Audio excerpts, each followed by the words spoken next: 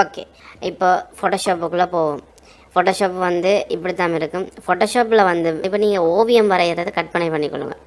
இப்போ நீங்கள் சித்திரம் கீறுறதுக்கு வந்து ஒரு ஓவியத்தை நீங்கள் கீறுறதுக்கு முதலாவது உங்களுக்கு என்ன தேவை? ஒரு வெள்ளைத்தாள் தேவை, ஒரு பேப்பர் தேவை. ஸோ அந்த பேப்பரை நீங்கள் ஃபஸ்ட்டுக்கு எடுத்துக்கொள்ளணும். அடுத்தது உங்களுக்கு ஒரு ப்ரஷ், பெயிண்ட், இப்படியான விஷயங்கள் தேவை. ஸோ அது மாதிரி கற்பனை பண்ணிக்கொள்ளுங்க. இங்கே ஃபோட்டோஷாப்பில் நம்ம ஒரு வேலையை செய்கிறதுக்கு முதலாவது நமக்கு தேவை ஒரு ஆர்ட் போர்ட். அதாவது நம்ம பேப்பர் ஒன்று தேவை தானே, அதே மாதிரி இங்கே ஒரு ஆர்ட் போர்ட் தேவை. இந்த ஆர்ட் போர்டை நம்ம ஃபஸ்ட்டுக்கு எடுத்துக்கொள்ளணும். அதுதான் க்ரியேட் நியூ. இங்கே இருக்குது பாருங்கள், க்ரியேட் நியூன்றது வந்து என்னன்னு சொன்னால் ஒரு தாள்னு வச்சுக்கொள்ளுங்க. நீங்கள் சித்திரங்கிற போகிறீங்க, அதுக்கு ஒரு தாள் ஒன்று எடுத்துக்கொள்கிறீங்க. அது மாதிரி ஃபோட்டோஷாப்பில் நீங்கள் ஒரு வேலையை செய்ய போகிறீங்க, அதுக்கு உங்களுக்கு முதலாவது ஒரு ஆர்ட் போர்ட் தேவை. அந்த ஆர்ட் போர்டை நீங்கள் இப்போ க்ரியேட் பண்ண போகிறீங்க. ஓகே, க்ரியேட் நியூ கொடுத்துட்டீங்க. இதில் வந்து நியூ டாக்குமெண்ட் ஒரு விண்டோ ஒன்று க்ரியேட் ஆகுது. இந்த நியூ டாக்குமெண்ட்டில் வந்து பாருங்கள் என்னென்ன விஷயம் இருக்குண்டு. இதில் வந்து ரீசெண்ட், இது வந்து ரீசெண்ட்னு சொன்னால் கடைசியாக நீங்கள் ஒரு டாக்குமெண்ட்டுக்கு ஒரு ஃபைல் செட் பண்ணி ஒரு ரெசல்யூஷன்லாம் செட் பண்ணி வச்சுருந்தீங்கன்னா அதுக்குரியது வந்து இந்த ரீசெண்டாக காட்டும். இந்த இதில் நான் எடுத்த எல்லாமே ரீசெண்டாக கஸ்டமைஸ் பண்ணி எடுத்துக்கொண்ட டாக்குமெண்ட்ஸ். இது நமக்கு இப்போதைக்கு தேவையில்லை. அடுத்து சேவ்டு, நீங்கள் ஏதாவது டாக்குமெண்ட்ஸ் சேவ் பண்ணி வச்சுருந்தீங்கன்னா, இப்போ உதாரணமாக நீங்கள் ஒரு ஆல்பம் டிசைனர், உங்களுக்கு வந்து ஒரு 9 இன்ச்சுக்கு 24 இன்ச்சு சைஸ் வந்து அடிக்கடி தேவைப்படுற சைஸ். அப்போ அந்த சைஸை நீங்கள் செட் பண்ணி இதில் சேவ் பண்ணி வச்சுக்கொள்ளலாம். அப்போ நீங்கள் ஒவ்வொரு தரமும் 9 தரம் 24 டாக்குமெண்ட் செட் பண்ண தேவையில்லை. ஆல்ரெடி நீங்கள் செட் பண்ணதையே ஓப்பன் பண்ணிக்கொள்ளலாம். அது சேவ்டுக்குள்ளே வரும். அடுத்த ஃபோட்டோவில் வந்து நம்ம இதில் வந்து சைஸ்கள் தான் எல்லாமே. இப்போ இந்த சைஸ்கள் ஃபோட்டோக்குரிய இந்த சைஸ் என்னன்னு சொன்னால் நம்ம 4R, அதாவது வந்து நம்ம ஃபோட்டோ கழுவுவோம், ஆல்பமுக்கு நம்ம சின்னதாக ஃபோட்டோ கழுவி எடுப்போமே, அந்த மாதிரி சைஸை தான் 4R சைஸுன்ற. சொந்தாஜி 4R சைஸ் 4 தர 6. அது மாதிரி லேண்ட்ஸ்கேப், டிஃபால்ட் சைஸ், இதெல்லாமே வந்து வெறும் ஃபோட்டோ, அதாவது ஃபோட்டோ பிரிண்டிங்குக்குரிய சைஸ்கள் தான் இது.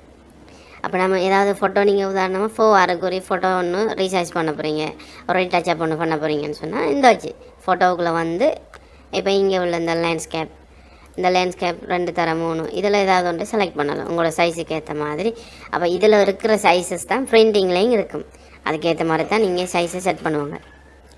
ஓகே, அடுத்தது வந்து பிரிண்ட்னு சொன்னால் இப்போ நம்ம இன்டர்நேஷ்னல் பேப்பர்ஸ்னு சொல்லுவோம். அதாவது A4, A5, B5, B4, legal, இதெல்லாம் வந்து இன்டர்நேஷ்னல் பேப்பர் சைஸஸ். இந்த இன்டர்நேஷ்னல் பேப்பர் சைஸஸ் எல்லாமே இதுக்குள்ளே இருக்குது. இங்கே பாருங்கள், A4 இருக்குது, A6, A5, A3. அப்போ நீங்கள் A4ல் ஒரு ஏதாவது ஒரு ஸ்டிக்கர் ஒன்று செய்யணும், A4ல் இல்லாட்டி ஒரு உங்களோட அசைன்மெண்ட் ஒன்றுக்கு ஒரு கவர் பேஜ் செய்யணும்னு சொன்னால் இங்கே தான் நீங்கள் வரணும் பிரிண்ட்டுக்குள்ளே வந்து A4. அப்போ நீங்கள் A4 செலக்ட் பண்ணிங்கன்னு சொன்னால் அப்போ பிரிண்ட்டுக்கு ஏற்ற மாதிரி அதோட சைஸஸை இங்கே ஒட்டோவாக செட் பண்ணி தரோம். ரெசல்யூஷன் எவ்வளோ வைக்கணும்,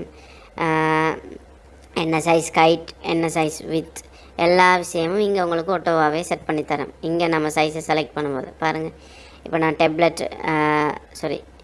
டெப்லாய்ட்ன்ற சைஸ் செலக்ட் பண்ணுறேன். இங்கே பாருங்கள் ஒட்டோவாகவே மாறுது. இப்போ நான் லீகல் சைஸை செட் பண்ணேன்னா இங்கே ஒட்டோவாக மாறும். அது பிரிண்ட்டுக்குரியது. அடுத்தது வந்து ஆர்ட் அண்ட் இல்லஸ்ட்ரேஷன். இப்போ நீங்கள் எப்போவுமே ஒரு விஷயத்தை கருத்தில் கொள்ளணும். பிரிண்ட்டுக்கு நம்ம எப்போவுமே பிரிண்ட் எடுக்கிறதா இருந்தால், ஒரு விஷயத்தை வெளியே பிரிண்ட் எடுக்கிறதா இருந்தால், நீங்கள் ஒரு ஃபோட்டோஷாப்பில் செஞ்ச ஒரு விஷயத்தை வெளியே பிரிண்ட் அவுட்டாக எடுக்கிறதா இருந்தால் இன்ச்சில் தான் இப்போ செய்யணும். நீங்கள் அது பேனராக இருக்கட்டும், ஸ்டிக்கராக இருக்கட்டும், பிஸ்னஸ் கார்டாக இருக்கட்டும், எதுவாக இருந்தாலும் நீங்கள் பிரிண்ட் எடுக்கிற விஷயங்கள் எல்லாமே இன்ச்சில் செய்யுங்க. அதுதான் நல்ல. இப்போ நான் ஃபோட்டோ பாருங்கள், ஃபோட்டோ பிரிண்டிங்கிறது ஏதோ ஒரு பிரிண்டிங் பாருங்கள். இப்போ இங்கே இதை செலக்ட் பண்ணால் இங்கே ஒட்டோவா இன்ச்சஸில் காட்டுது பாருங்கள், சைஸ் இன்ச்சஸில் காட்டுது. இது 6 தர 4 இன்ச். இப்போ நான் பிரிண்ட்டுக்குள்ளே வந்து பாருங்கள், A4 மில்லிமீட்டரும் ஓகே, ஆனால் அது இன்ச்சஸில் இருக்கிறது பெட்டர். இப்போ இன்ச்சஸில் காட்டுது. இங்கே பாருங்கள், இப்போ லீகலை செலக்ட் பண்ணால் இன்ச்சஸில் தான் காட்டும், இல்லாட்டி மில்லிமீட்டர்லேயும் காட்டும். அது ஒரு பிரச்சனை இல்லை. இப்போ மில்லிமீட்டரில் காட்டினாலும் அதை இன்ச்சஸுக்கு கன்வெர்ட் பண்ணால் சேம் சைஸ் தான். இன்ச்சோ மில்லிமீட்டரோ அந்த சைஸில் அந்த ஸ்டாண்டர்ட் மாறலாம், ஆனால் சைஸ் வந்து ஒன்று தான், வெளி ஒன்று தான். அப்போ அது ஒரு விஷயம். இப்போ சைஸஸ்லேயே இப்போ பாருங்கள் நிறைய சைஸஸ் இருக்குது. இன்ச்சஸ், பிக்சலை பாருங்கள். எப்போவுமே நம்ம ஒரு வெப்புக்கு செய்கிறேன்னு சொன்னால், அப்போ உதாரணமாக நீங்கள் ஒரு விஷயத்தை ஃபோட்டோஷாப்பில் செய்கிறீங்க, ஒரு ஃபோட்டோ ஒன்று ரீடச்சப் பண்ணுறீங்க உங்களோட, ஆனால் அதை நீங்கள் பிரிண்ட் எடுக்கலை, உங்களோட ஃபோனில் தான் வச்சுக்கல போகிறீங்க. அப்போ நீங்கள் டிஜிட்டல் டிவைசஸுக்கு செய்கிறதா இருந்தால் எப்போவுமே பிக்சலில் செய்யுங்க. இங்கே பாருங்கள், இப்போ நான் ஆர்ட் அண்ட் இல்லஸ்ட்ரேஷன், இப்போ இல்லஸ்ட்ரேஷன் வந்து இப்போ ஏதாவது இருக்கிறதா இருந்தால் அது நாம் பிக்சலில் தான் செய்வோம். பாருங்கள், இப்போ இந்த 100 பிக்சல், இங்கே பாருங்கள் பிக்சல்ன்ற இந்த சைஸ் ஃபார்மட் மாறுது. டிஜிட்டல் டிவைசஸ் அதாவது computer, phone, social media, website, அடுத்தது வந்து பில்போர்ட், ரோட்டில் நம்ம வச்சுருக்கோம் டிஜிட்டல் போர்ட். அப்போ இப்படியான டிஜிட்டல் டிவைசஸுக்கு நம்ம யூஸ் பண்ணும்போது எப்போவும் பிக்சலில் யூஸ் பண்ணணும், பிக்சல் சைஸில். இப்போ உதாரணமாக நீங்கள் சோஷியல் மீடியா அதாவது ஃபேஸ்புக்கில் ஒரு போஸ்டர் ஒன்று போட போகிறீங்க. அப்போ ஃபேஸ்புக்கில் போடுறதுக்கு ஒரு போஸ்டர் ஒன்று க்ரியேட் பண்ண போகிறீங்கன்னா அப்போ நீங்கள் அதுக்குரிய சைஸ் எங்கே பார்க்கணும், இங்கே வெப்புக்கு வரணும். வெப்பில் வந்து இப்போ பாருங்கள், web large, web medium, web minimum, இப்படியான சைஸஸ் இருக்குது. அப்போ நம்ம சோஷியல் மீடியா, வெப்சைட், மேக்புக் அதாவது கம்ப்யூட்டர், ஃபோன், டெஸ்க்டாப் இதுக்கெல்லாம் வந்து யூஸ் பண்ணும்போது எப்போவுமே பிக்சலில் யூஸ் பண்ணணும். இங்கே ஒட்டோவாகவே உங்களுக்கு பிக்சல் க்ரியேட் ஆகுது. சரியா? இதுதான் சைஸை செட் பண்ணுற விஷயம். எப்போவுமே இந்த டாக்குமெண்ட் க்ரியேட் பண்ணுறதில் நீங்கள் முக்கியமாக கருத்தில் கொள்ளணும். முதலாவது எதுக்காக செய்ய போகிறீங்க, பிரிண்ட் எடுக்க செய்ய போகிறீங்களா, இல்லை பிரிண்ட் எடுக்க செய்ய போகிறீங்களா, இல்லை அதை ஒரு டிஜிட்டல் டிவைஸில் வச்சு பார்க்க போகிறீங்களான்ற விஷயத்தை எப்போவும் தீர்மானிங்க. அதுக்கேற்ற மாதிரியே நீங்கள் சைஸை செலக்ட் பண்ணணும். இப்போ நீங்கள் ஒரு சோஷியல் மீடியாவுக்கு செய்ய போகிறீங்கன்னா இங்கே வெப்புக்கு தான் வரணும். நீங்கள் இப்போ மொபைலுக்குன்னா மொபைலுக்கு வரணும். இப்போ நீங்கள் ஒரு ஃபிலிம் அதாவது நீங்கள் ஃபோட்டோஷாப்பில் செஞ்ச ஒரு விஷயத்தை ஒரு ஒரு 3D அனிமேஷன் ஒன்று ஃபோட்டோஷாப்பில் செய்கிறீங்க, அதை நீங்கள் ஆஃப்டர் எஃபெக்டில் கொண்டு போய் அனிமேட் பண்ண போகிறீங்கன்னு சொன்னால் அதுக்கு நீங்கள் ஃபில்ம் அண்ட் வீடியோன்ற இந்த இதுக்குள்ளே தான் வந்து செய்யணும். இதை நம்ம பின்னால் பார்ப்போம், இது கொஞ்சம் அட்வான்ஸ். இப்போதைக்கு நீங்கள் என்னதை கருத்தில் மனசில் கொள்ளணும், எந்த ஒரு விஷயத்தையும் ஃபோட்டோஷாப்பில் செய்கிறனாலும் முதலாவது அதை எதுக்காக செய்கிறோம், பிரிண்ட் எடுக்க போகிறோமா இல்லை டிஜிட்டல் டிவைஸுக்கு யூஸ் பண்ண போகிறோமான்றதை கருத்தில் கொள்ளணும். அடுத்தது வந்து அதோட சைஸ், இப்போ நம்ம பிரிண்ட் எடுக்கிறதா இருந்தால் அதோட சைஸ் இன்ச்சிலையும், அதை வெப்புக்காக யூஸ் பண்ணுறதா அதோட சைஸ் வந்து பிக்சல்லையும் செய்கிறோம்.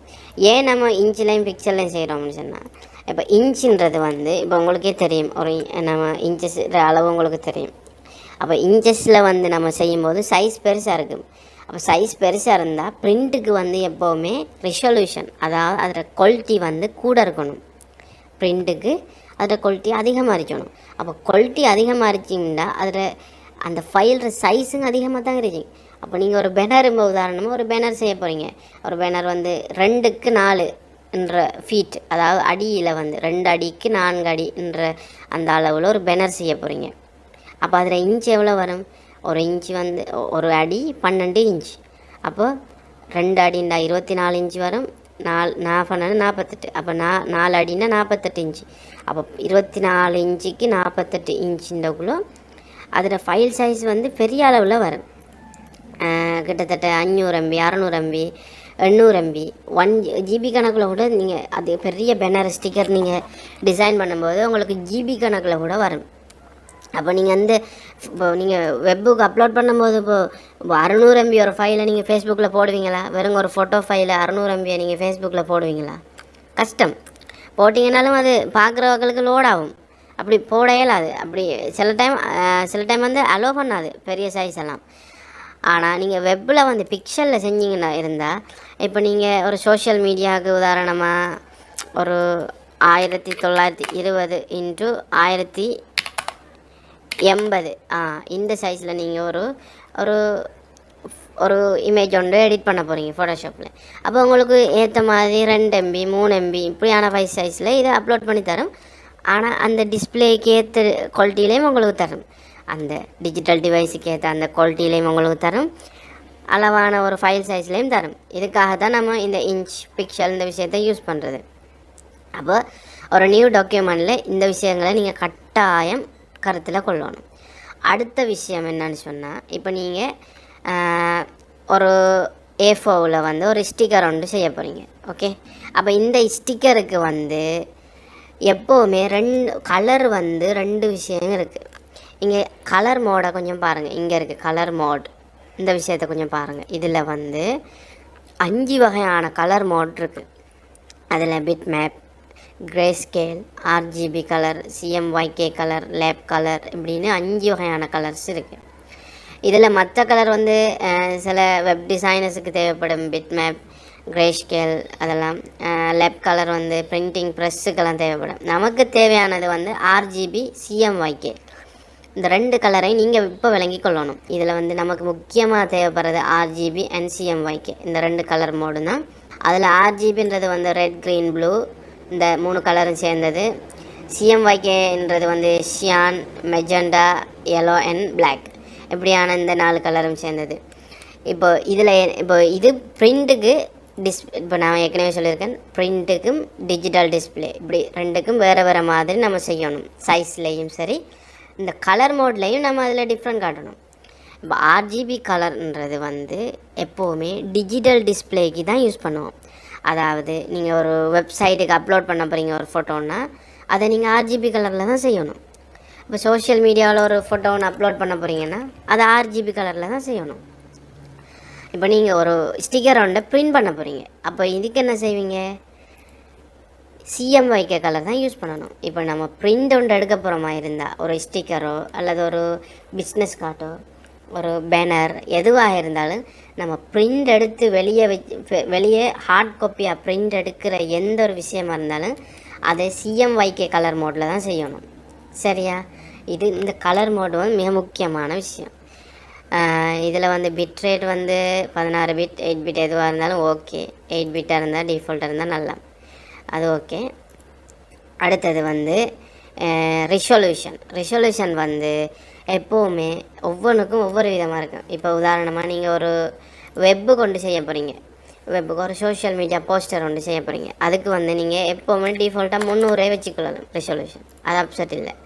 ஆனால் பெரிய சைஸாக இருந்தால், உதாரணமாக ஒரு 5 அடிக்கு 10 அடி பேனர், ஒரு பெரிய ஒரு கட் அவுட் ஒன்று வைக்கிறாங்க, ஒரு படம் ஒன்று ரிலீஸ் ஆக போகுது, அதுக்கு பெரிய ஒரு கட் அவுட் வைக்க போகிறாங்க, அதுக்கு வந்து பெரிய சைஸில் பேனர் பிரிண்ட் பண்ண வேண்டி வரும். அப்போ அந்த இடத்துல நம்ம 300 ரெசல்யூஷன் கொடுத்தோமா இருந்தால் அவங்களோட பிரிண்டிங் ப்ரெஸ்ஸில் அந்த பிரிண்டிங் பேனர் மெஷின் இருக்க பிரிண்ட் பண்ணுற மெஷினில் உள்ள கூட கலரை எடுத்துடும். அதாவது ரிசல்யூஷன் அதிகமாக மறிச்சக்குள்ளே வந்து கலர் கூட அவங்களுக்கு அந்த இங்க் கூட தேவைப்படும்.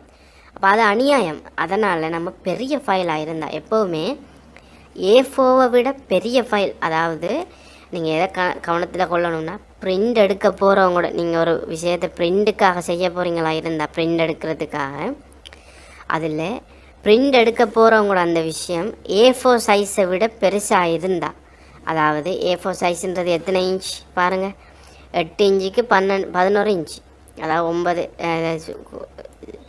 மட்டம் தட்டி பார்த்தோம்னா 8க்கு வந்து 11.5, 8க்கு 11.5 இன்ச்சுக்கு அதிகமான ஃபைலை நீங்கள் செய்ய போகிறீங்களா இருந்தால் அதுக்கு நீங்கள் ரெசல்யூஷன் எப்போவுமே 150 தான் கொடுக்கணும். சரியா? இது மிக முக்கியமான விஷயம். இப்போ நம்ம ஒரு நியூ டாக்குமெண்ட்டில் என்ன கருத்தில் கொள்ளணும், என்ன பர்பஸுக்காக செய்ய போகிறோம், என்ன சைஸில் செய்ய போகிறோம், அதில் கலர் மோட் என்னது, அடுத்தது ரெசல்யூஷன் என்ன, இவ்வளோ விஷயத்தையும் பார்த்துட்டு நீங்கள் செய்ய போகிற விஷயம் வந்து அடுத்த விஷயம் ஓரியன்டேஷன். அதாவது நீங்கள் லேண்ட்ஸ்கேப்பில் செய்ய போகிறீங்களா, போர்ட்ரைட்டில் செய்ய போகிறீங்களா, இது வந்து லேண்ட்ஸ்கேப், இது போர்ட்ரைட், அதாவது நிலை குத்தா செய்ய போகிறீங்களா, கிடையாக செய்ய போகிறீங்களான்ற விஷயத்தை பார்த்து இவ்வளோ விஷயத்தை நீங்கள் செட் பண்ணிவிட்டு ஒரு நியூ டாக்குமெண்ட்டை க்ரியேட் பண்ண போகிறீங்க.